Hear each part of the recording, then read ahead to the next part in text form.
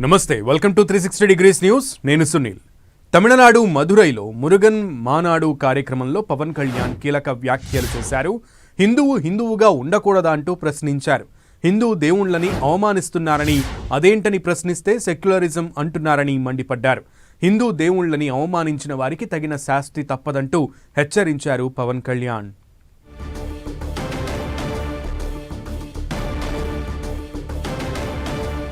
మానాడుపై రాజకీయాలు ఉండొద్దంటూ కూడా పవన్ కళ్యాణ్ కీలక వ్యాఖ్యలు చేశారు మురుగన్ మానాడు కార్యక్రమంలో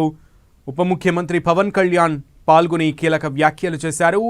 హిందువుగా ఉండకూడదా అంటూ ప్రశ్నించారు పవన్ హిందూ దేవుళ్ళని అవమానిస్తున్నారని అదేంటని ప్రశ్నిస్తే సెక్యులరిజం అంటున్నారని మండిపడ్డారు హిందూ దేవుళ్ళని అవమానించిన వారికి తగిన శాస్తి తప్పదంటూ హెచ్చరించారు పవన్ కళ్యాణ్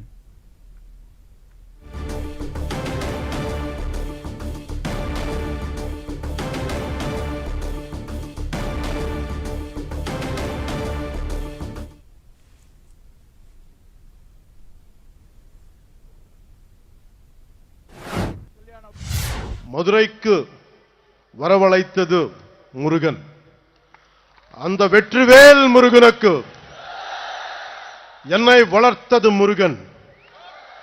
அந்த வீரவேல் முருகனுக்கு எனக்கு துணிச்சல் தந்தது முருகன் அந்த சூரவேல் முருகனுக்கு மதுரைக்கும் முருகனுக்கும் நெருக்கம் அதிகம்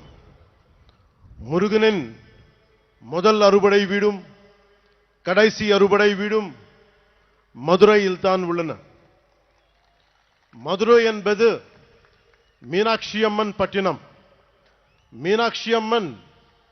தாய் பார்வதியின் அம்சம் எனவே முருகனின் தாயாரும்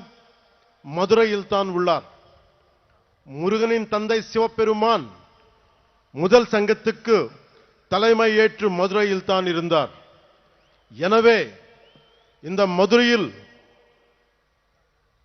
தாயமே இருக்கிறார் தந்தியும் இருக்கிறார் மகனும் இருக்கிறார்